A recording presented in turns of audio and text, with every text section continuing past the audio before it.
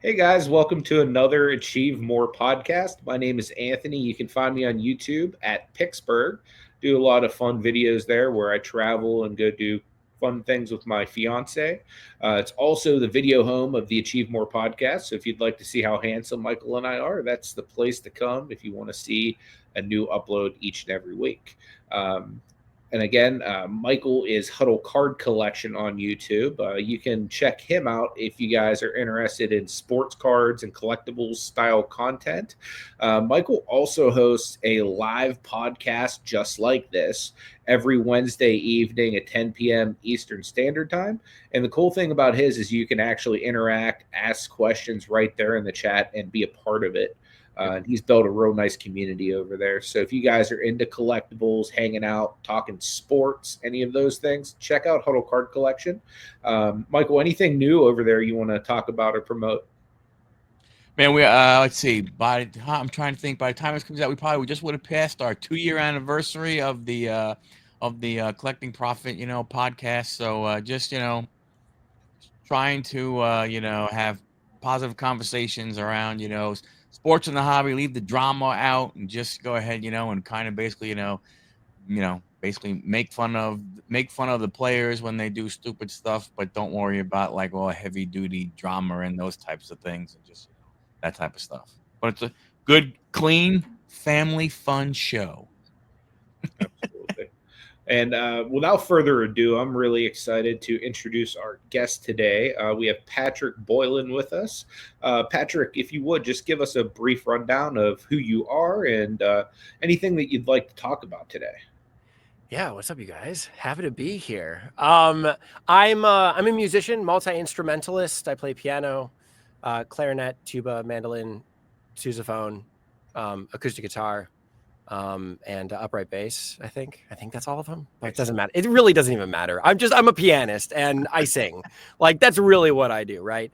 I play at a piano bar here in Hollywood, and I have a couple different background jazz gigs around town playing piano, and I've created a music education app that teaches people the way that I taught myself. So we're reinventing music education from the ground up, putting what is called sight reading first, the act of reading music at first sight, putting that smack dab right at the beginning of the entire process so that you're not bogged down by all of these songs that you want to play later down the road. You're not bogged down by the complexity of it. You can just start playing right away, right from the get-go. And so that's how we're kind of changing the game. It was never possible to do that before with the traditional, sheet music sort of way of doing it. But now we're able to actually just generate an infinite amount of sheet music for you. And so we get you right into the flow from where you're at, how good you are. And we just get you going, playing one note at a time, 2 notes, then 3 notes, 4 different rhythms. Here we go. Keep on going, keep you in flow. And we just generate that music until you perfect that new skill. And then music gets unlocked from there. So that's really fun for me. I'm having a great time doing it. I'm having a great time building it. I'm doing it with my friends, and people seem to really like it. So I'm super excited about that ride. It's really Very interesting. Cool. Yeah. Whenever I looked up the website, it really reminded me a lot of this game I used to have for PlayStation 3 that I used to love. It's called Rocksmith. I'm not sure if you're familiar with it, but I play bass guitar.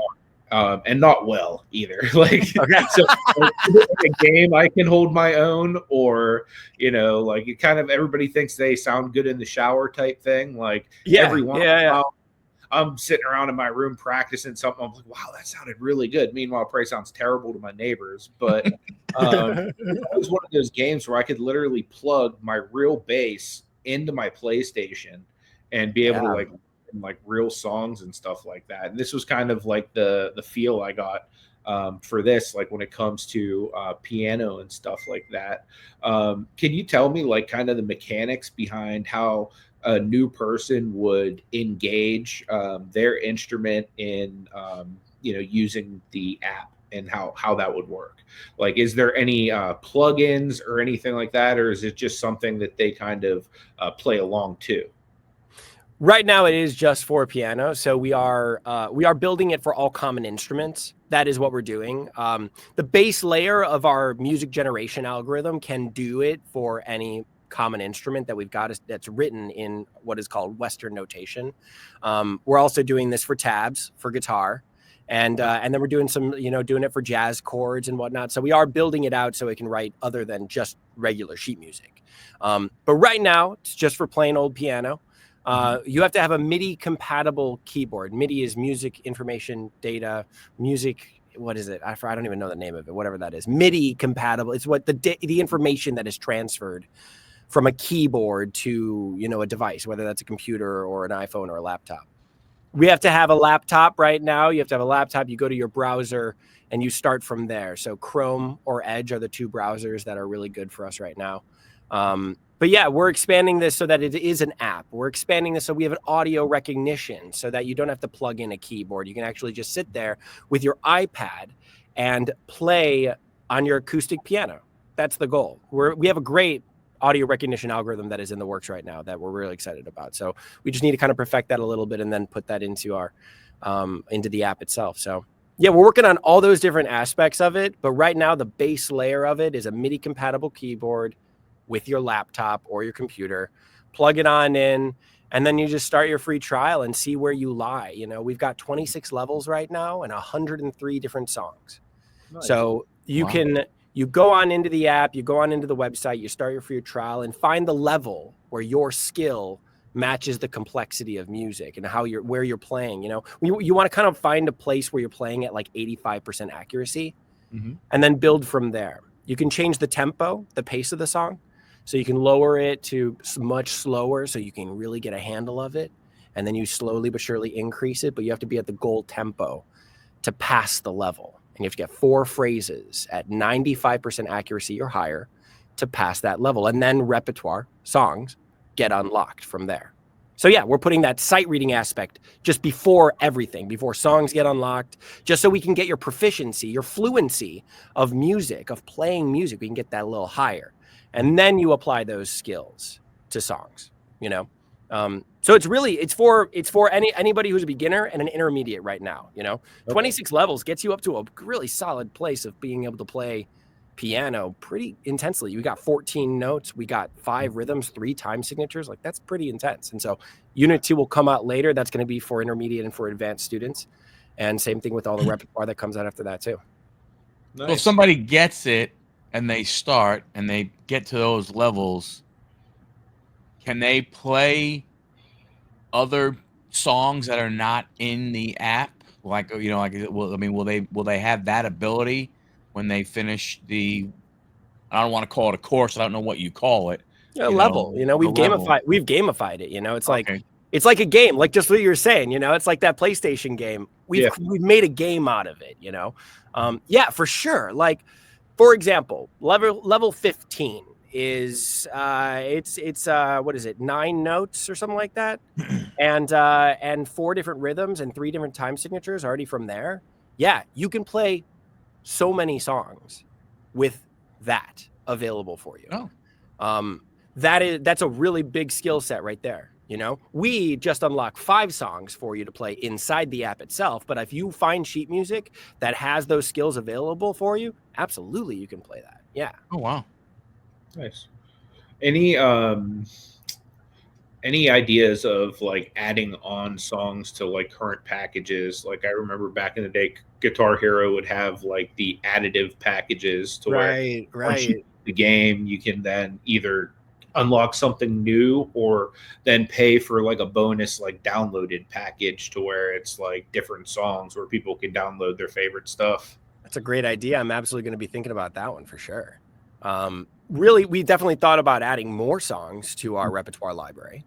And especially when we add Unit 2 and, other instruments, like, of course, we're going to be adding a ton more songs, I see some of our competitors have like 10,000 songs in their library you can go and play. And I'm like, well, that's the goal for us, But I love the idea of just buying these like extra packages. That sounds like a great idea. I love that. I'm totally going to, can I take that?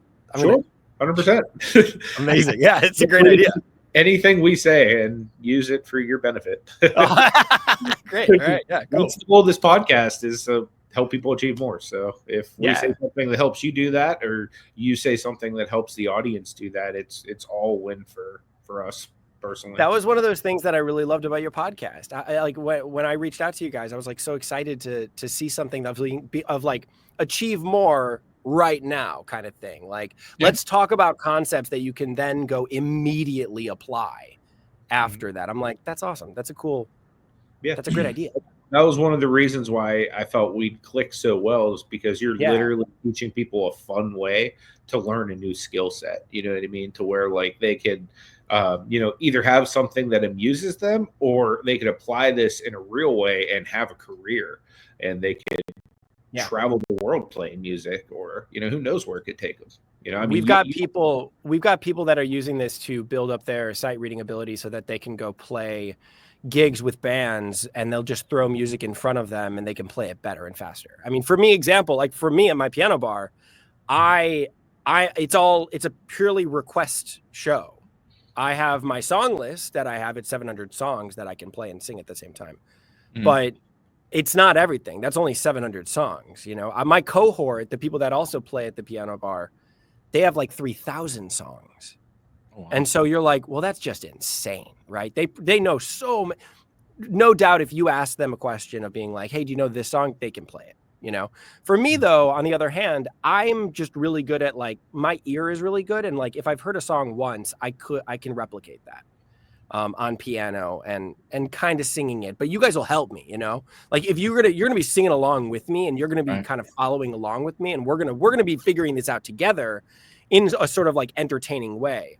But my ability to kind of sight read, to understand a song and the fundamentals of it that's my skill set. That's why I can do that job when I only have 700 songs. What was the light bulb moment that you said, hey, you know what? I think we could go ahead and make an app to teach people how to do what I do? Well, it was when I pivoted, really. I moved from, I was an actor for a little bit. I still do a little bit of acting here and there, being in Los Angeles. I moved out here for acting. And so I got an agent, I got a manager right off the bat. That was really great. And I spent 5 years grinding and trying to do that. And then I got really depressed. I was like, I'm not being creatively fulfilled. I'm not happy. And so my girlfriend at the time, my wife now, she was like, what are you doing? Go play piano. You're so good. Go. Just do that. And I'm like, but it's too close to my heart. I don't want to like bastardize my love for the instrument. And she's like, are you freaking kidding me, Pat? You're an actor. You wear your heart in your sleeve. Go. And if you hate it, then don't do it.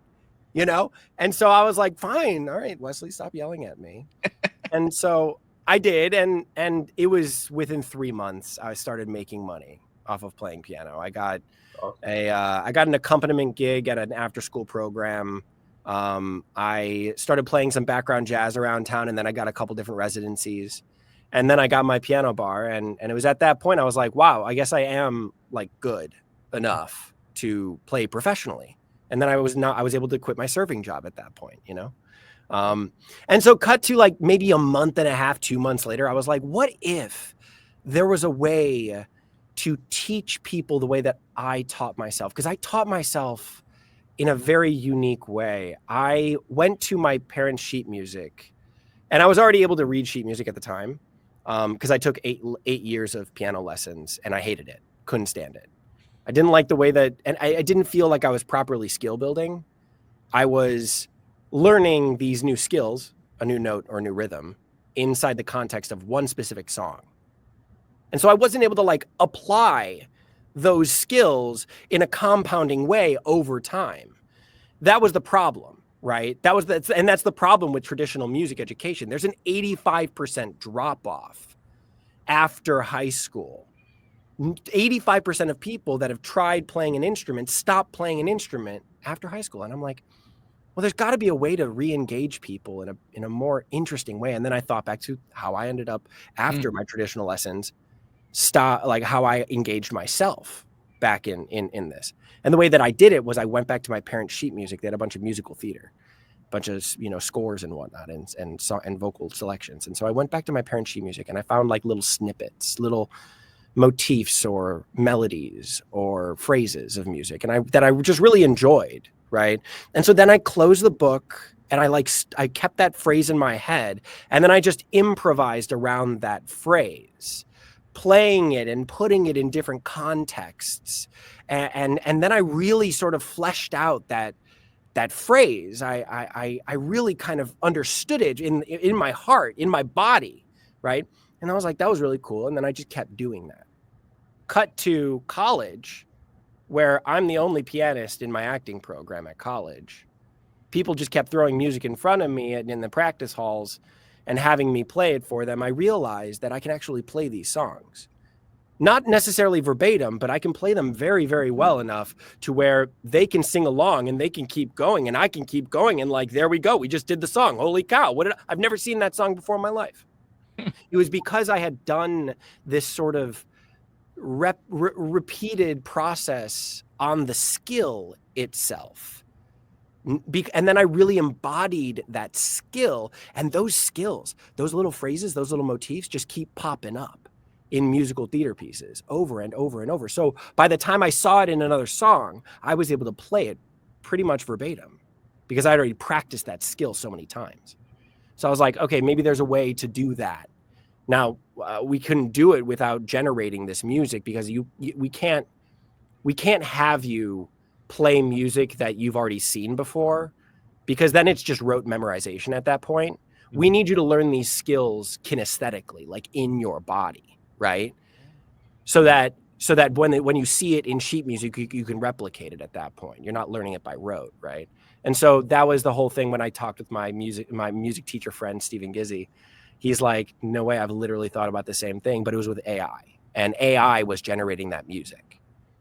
So that it could continue. And then, later down the road, we're going to have it be a lot more personalized, right? We're going to notice that you are messing up this one specific interval between these two notes. We'll give you more music that exercises that one specific interval so that you get that better, and we can keep you at the same kind of level of all of these other skills that we're tracking along the way. We can keep you at that same level with all the other skills. So that was where really the idea just started scaling at that point. We're like, if AI is going to generate the music, then the world is our oyster at that point, Right. And so that's when we started bringing this idea to some of our software engineer friends, and then off to the races after that. That's awesome. Very cool. Were there any huge hurdles that you guys found early on as far as actually getting this to work in the way you thought it would? Being that it's a very, I would imagine, complex thing that you guys have built. What kind of hurdles have you had to tackle, and what kind of advice would you have for other people that are new to an industry or a business that might be dealing with similar type of setbacks? One of the biggest things for us was that, we had the full vision. And I definitely recommend that to everybody who's creating a product, right? Have your whole vision, right? Write that down, codify it, put it on paper, and make sure everybody on your team knows where you're headed and what you want to accomplish, right? We've got this whole ecosystem of features that we have in our minds that have actually, we've written it down. It's in our Bible. Our Museflow Bible is 100 and something pages long with all the features that we want to have inside of our app. And the biggest thing that I was told by our technical co-founders was, cool, we can build all of this, but we need a proof of concept. We need a minimum viable product that we can ship tomorrow, and we can see if it works and we can see if people like it. That was one of the biggest things for us, is paring the idea down to its minimum viable product. That's really difficult to do, especially when you've colonized your mind with all of these features that you really want to make. It's really difficult to pare it down to its minimum viable product, right? And so that was one thing that we really had to kind of work at, paring down. And we keep doing that with every feature that we push out. We just released our repertoire library 2 or 3 months ago. And we had to create a minimum viable product for that feature itself. We're doing that with every feature that we have, paring it down. Again, we have all of it all in our minds, what we want the perfect version of that to be. But you got to pare it down. Got to get a POC out, proof of concept. Yeah, that makes a lot of sense. Especially with, I'd imagine most people, pie in the sky new entrepreneurs. Right. You just want to run and do everything all at once. It really makes a lot of sense to be targeted with your approach and, really be strategic with, what you add and when. So it's great advice. Appreciate it. Yeah, that's the biggest thing that I would say for sure. And I'm like I don't identify as like an ed tech SaaS app, founder, entrepreneur. I'm a pianist and a singer that loves to do what I do, right? Like it is a part of my body and my soul and my life and like what I'm doing. I'm spending a decent amount of time working on this, of course. My God, it's building a company and fostering creativity amongst our co-founders and fostering a good environment that we can share in, and diversity of opinions make us stronger. Those kind of ideas, like making sure that the ethos of the app and the quality of content that we're putting out is important. Like all of that is very much like I'm doing that on a daily basis. Mhm. But like I don't identify as like an entrepreneur, but even though I guess I am. I don't know. It's kind of a weird thing that's happening for me right now, Yeah, I mean, it's a big lifestyle change, I'd imagine, from what you're used to as well. Actually, Especially, not really, because I've been a freelancer my entire life, okay. as an actor and as a musician. My gigs are all 1099s. Mhm. They're all freelance gigs, and so it's pretty much the same idea. I'm in control of my own time. Mhm. I spend my time on what I want to do, and every day, I choose to work on Museflow as many hours as I need to every day. Mhm. So I guess the lifestyle really hasn't changed much right now. I definitely imagine that as we grow and as we scale, right now we've got 40 people that use this and pay for it that we don't know. I mean, I know them very, very much because I'm in contact. I ask them questions. I'm curious how they're doing, and we're gathering new customers every couple of days. Somebody signs up for the free. We got people that are signing up for the free trial all the time, and then one or two end up actually buying the product by the end of the week. And you're like, that's so cool, right? So we can see it starting to progress and grow. I definitely imagine that when we get bigger, I'm going to be spending every waking moment on this, And so at that point, when I'm actually salaried, yeah, my lifestyle is definitely going to change at that point. Yeah. For sure. I can totally imagine. Are you still spending a good bit of time actually playing now, piano? Yeah. Um, I think I play every week, maybe about 10 to 14 hours, I would Nice. say. My piano bar in Hollywood, and then I've got a couple other gigs around town that I play at on a regular basis, and so those all add up to about. And then I do some private stuff for friends and for other people, and that's sometimes during the day, that's sometimes in the evenings, but I would say around 10 to 14 hours is how long that's my residencies that I've got, and then my private stuff. It all adds up to about 10 to 14 hours. Yeah. Really cool. Is there anything that you feel like you've missed since you've been kind of growing in this direction with the business?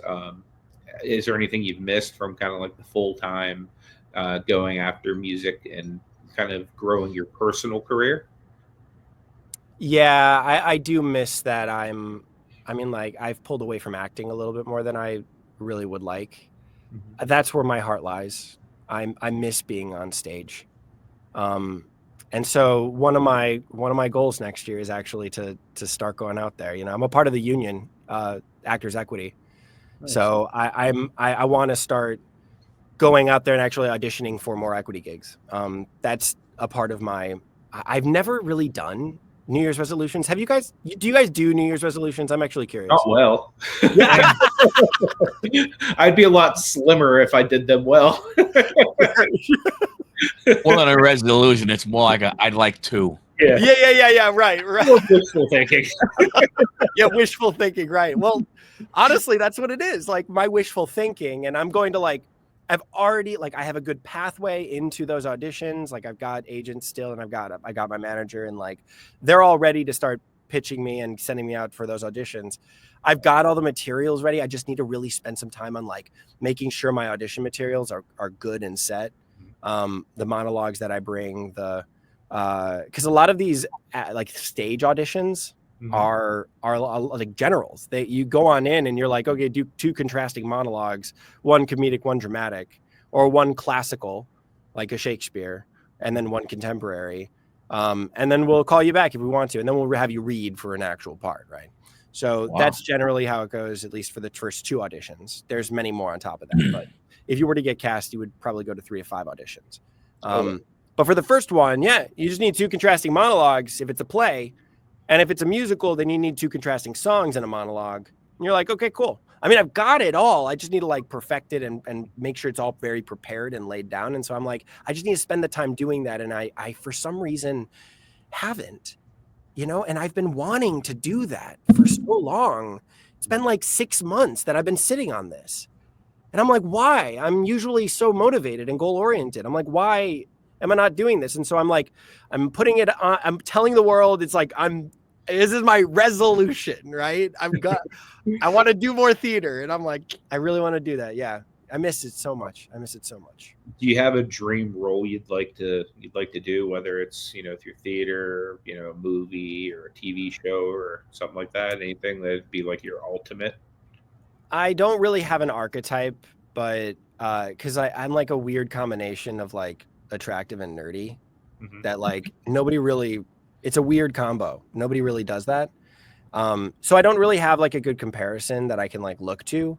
But if I were to have my dream job, it would be a multicam sitcom like Seinfeld or Friends, where I get to play somebody that is both somewhat has a bit of a game, but also is like super awkward and nerdy. Like it's that great. It's an interesting combination. I've never found a perfect character that is that archetype just yet. But I'd love to pioneer that, You don't think you have a little bit of a look or a personality of a? Tell me what you think. Like I can't. It's hard for me to kind of define it. You mentioned, you mentioned. Yes, Michael. Who would he be? Well, no, wait. You mentioned Friends, and the man did just pass away, but a Matthew Perry, a Chandler Bing type thing. That would be awesome. That would be fan-freaking-tastic, man. I would die. I could see that too. Right? I mean, you can see you have a little bit of that look to you. Thanks, guys. Thank you. Yours is a lot more flattering than mine, but I can totally see the Matthew Perry thing. Based on glasses alone, you could definitely be the next Leonard Hofstadter. Who's that? I gotta look this up. Big Bang Theory. Oh yeah, yeah, and Andy has like a smoking hot wife. Like, I'll take that. I'll take it. Yes, oh man, I will. I love it. Oh, that's great. Yeah, so like one of those shows, man, it's always being reinvented. It's always like the characters generally staying the same, but the words that you're saying are different and the stories that you're telling are different. That's the goal for me, is to find that character that really vibes with me, and I vibe with the character. It's that beautiful reciprocation that happens with, like, as an actor, you want to find that like that character that is like written for you, right? And that's what I want to sink into. And then we tell different stories every week. We go on those journeys of the character arcs, the plot lines, all that good stuff. And so I think it would definitely be a TV show that is a good multicam sitcom, reoccurring, all that good stuff. That would be really cool, man. And I'm gonna be looking for you and rooting you on. Because thanks, man. For it, you're in the right place. You're already in Hollywood where most of the stuff happens. So yeah. You never know what's going to happen. You never know who might come in and catch you playing piano one night, and there might be a piano role, and who knows? Anthony, you go out to LA every now and again. You got to make sure you find out where Patrick's going to be. True. Oh, please. Yeah. Hit me up when you're in LA, man. I'll tell you. Part is, I actually used to live right on Hollywood Boulevard. So like, did you really? If I actually went to your piano bar at some point on a date with my fiance. Do you know, it's called Tramp Stamp Grannies. Have you ever heard of it? That's definitely one I would not have forgotten. Yeah. It's been around for like 7 years. I know I went to some kind of piano bar that was down by the oh god, I can't even remember there's like a theater down at the end of Hollywood Boulevard. Trying to remember what it's like, the famous one. Pantages, yeah. I went to a piano bar like right across the street from there. Yeah, that was called Howl at the Moon. Okay, yeah, that sounds more and that one closed down, yeah, unfortunately. Okay. R.I.P. They moved from Universal City Walk, if you know where that is. Yeah. They moved from there to the Hollywood Boulevard location right before the pandemic. And then the pandemic hit and they ended up just completely closing down because they were like in the hole because they had moved. Yeah. And Tramp Stamp had been around for 2 years before that. And so they were able to actually continue with that, which I'm honored. I'm so excited that they did, because that is where I get my most creative fulfillment right now, is playing there and entertaining those crowds. So, yeah, man, it's a fun bar. It's a very fun bar. Highly recommended if you ever come to LA. So I definitely will check it out sometime. I go out there frequently because my fiance is from LA. Oh, nice. Okay, cool. But speaking of Tramp Stamp playing out Hollywood Boulevard, we have 2 segments we like to do towards the end of the podcast. One of them is called "We Have to Ask, but You Don't Have to Answer." The question this week is: as a former resident of Hollywood, which I was, what was the wildest thing you experienced while playing a gig there? The wildest? I can tell you like one of the most frustrating things that ever happened. There was this super drunk dude that was right off to the left of the piano, right? And so my microphone comes right up to here, and the bar continues off. And it's just like there's a big stand off to the left. It's weird because I'm like the video is reversed, so I'm like looking at the video and I'm like trying to do this. So let me just So the piano's here, right, and we're all the crowd is out here, and the bar kind of goes around on both ends, and so the stem of the microphone comes off here, and it just kind of like the pivot point, and then there's a little bit extra just on the end of the microphone, right? There's a little bit of extra on that end there. And so you could hypothetically, and this is what happened one time, grab that end, that extra pivot point, extra little on the end there, and swing it around to then start singing yourself on the microphone that I'm supposed to be singing on. And this super drunk dude came on up. It was like, 1:45 at night. We're closing in an hour and in 45 minutes. And I'm like tired at that point, right? I'm getting pretty tired. And so here this guy comes on up and he's singing so wrong, which I have no problem with. Like, that's all great. I love when you're having a great time. That's all that matters, right? But he's like getting up in my face on the left here. And then he grabs the microphone and starts swinging it around. And I give him this death glare, this utter death glare. And everybody around sees what he's doing. And I get infuriated because I'm like at my wit's end, because it's like late at night and this dude just has been just on me for so long. Yeah, that was the most annoying thing that has ever happened to me. Wildest, I don't know about wild, but like who does that? Nobody does that. Yeah. And some people just think that they are owed the world. And like this guy definitely thought he was like owed the world. He was some rich bro, clearly like, I don't know, coming from like what he looked like was just a rich, person coming from a very rich family, and just seemed like he was owed a lot.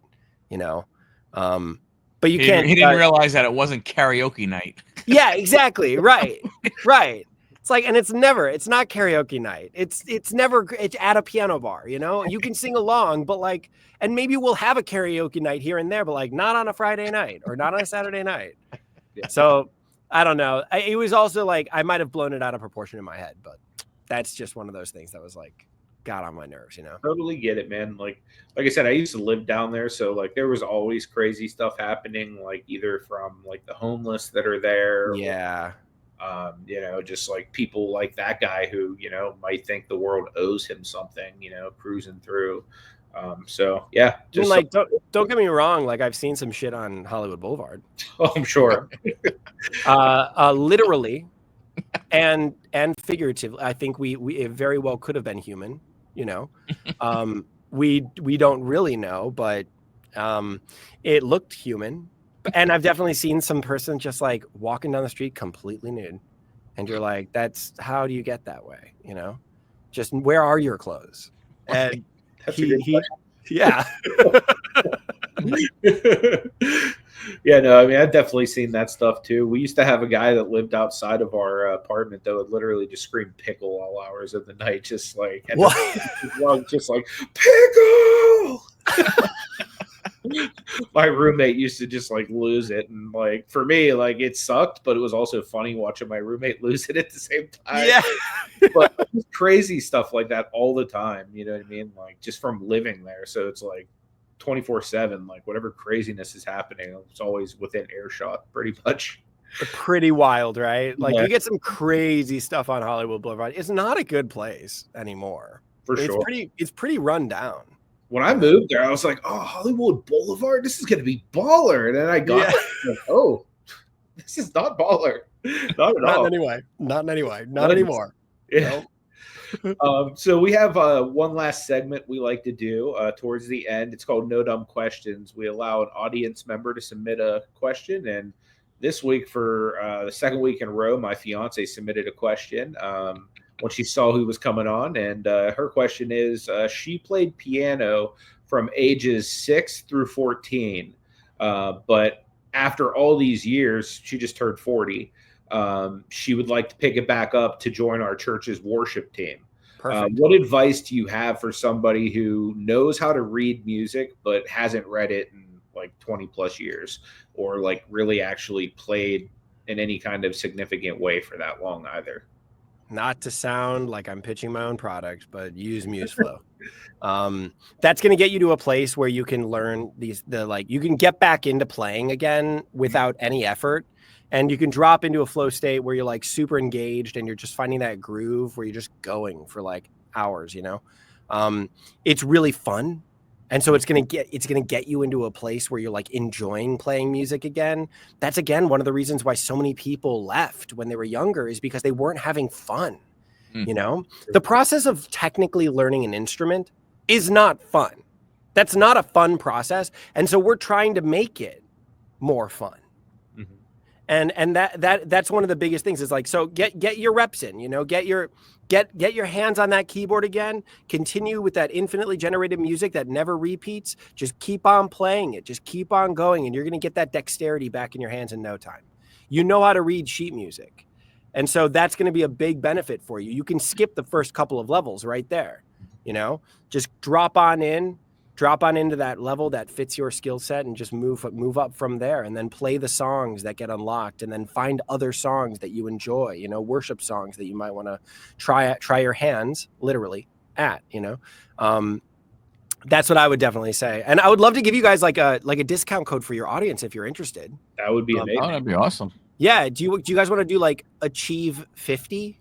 How does that sound? And it'll get your audience 50% off for life. Oh, wow. Okay. That'd be amazing. Thank you very much. I would love to. And especially for your fiance, you know, like she wants to get back into it. Like I want to make the barrier for entry like as low as possible, especially right now when like you need a computer and you need a MIDI compatible keyboard. There's already some limitations to this. And one of our goals is to make this universally accessible for anybody who wants to learn how to play an instrument, right? So, but right now, unfortunately, there are some limitations. So the best and least I could do for you is like, give you guys a discount code for 50% off for life. Okay. That would be amazing. That'd be great. Yeah. Let's do that. I'll set that up right now. So Achieve 50 will be the discount code. Okay. Perfect. Thank you very much. So, yeah, of course. Before we let Patrick go, Michael, is there any last questions you have for him? I did have a question. So you mentioned about reading sheet music. Is sheet music different by instrument? The way that we notate it in Western society is not different. We notate it on what is called a staff or staves for plural. Piano, there's 2 staves. There's because you got 2 hands, and we can play the 88 different keys. That's a lot, right? So the bass clef and the treble clef, those are what they're called clefs, right? Or staffs, right? Most instruments play on treble or bass clef. But then we get some weird ones like the violin or the viola. They play on something called the alto clef. Now, it's still a mixture of lines and spaces, and we put the notes in between. And the notes durations are all the same. An eighth note will always look the same. A quarter note will always look the same. A dotted quarter note will always look the same. A tie will always look the same. A tempo marking will always look the same, the pace of the song, right? Dynamics, crescendos, mezzo fortes, pianissimos, like all of that stuff, it'll all stay the same. The notation will stay the same, but the clef or the staff varies based on the instrument. Interesting. Very cool. Yeah.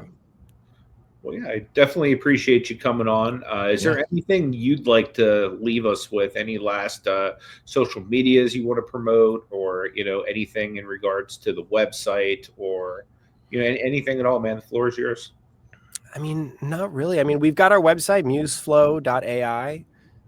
Take a look there. Start a free trial. Shoot me an email, guys. Patrick.Boylan@Museflow.ai. If you've gotten this far into the podcast, like, I'd love to hear from you. I'm always here to field any questions, comments, or concerns you might have.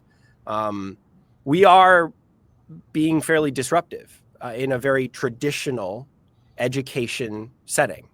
And our goal is to become the global leader in music education by reinventing the way that music is taught, right? And so there's been a little bit of pushback, but at the same point, we're making sure to tell everybody we're not trying to replace music teachers. We don't want to. We're just letting teachers outsource their ability to teach the instrument itself. Because again, that's the boring part of music education, is like, how do you technically play your instrument, right? If you have a tool to outsource that as a teacher, that's great. That's the point that Museflow comes in, right? Tell your students to go home and practice levels 1 through 5. Then come back next week and we'll in lesson work on the repertoire. That's the fun part of playing music. That's where you really get to enjoy and express yourself. How do you want to play that song? Why do you want to play that song? What about the title or the way that the song is written makes you want to play it that way? Those are the fun parts of playing music. And so we're just trying to get there faster by creating a piece of technology that is that personal guiding, extra little bump that one might need, that tutor, shall we say. So, yeah, I think that's pretty much it, guys. I'd love to hear anybody. If anybody out there, wants to contact me, you can look me up on social media. My Instagram is pboylan_official, or our Museflow Instagram is museflow.ai, or the website. Again, just shoot me an email. Like, I'm here to chat. Awesome. Again, we really appreciate your time. Michael says it every week. That's the one thing you can't ever get back, and we appreciate you spending it with us. Guys, please make sure you go and check out the Museflow website.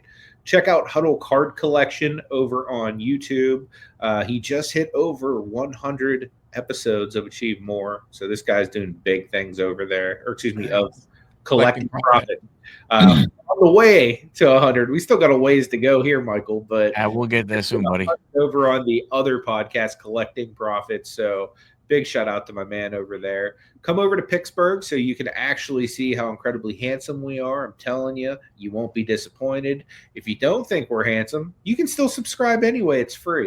So come on over and do those things. We genuinely appreciate it. Until next week, guys, may God bless you, and we hope you take it easy. Have a great one, everybody.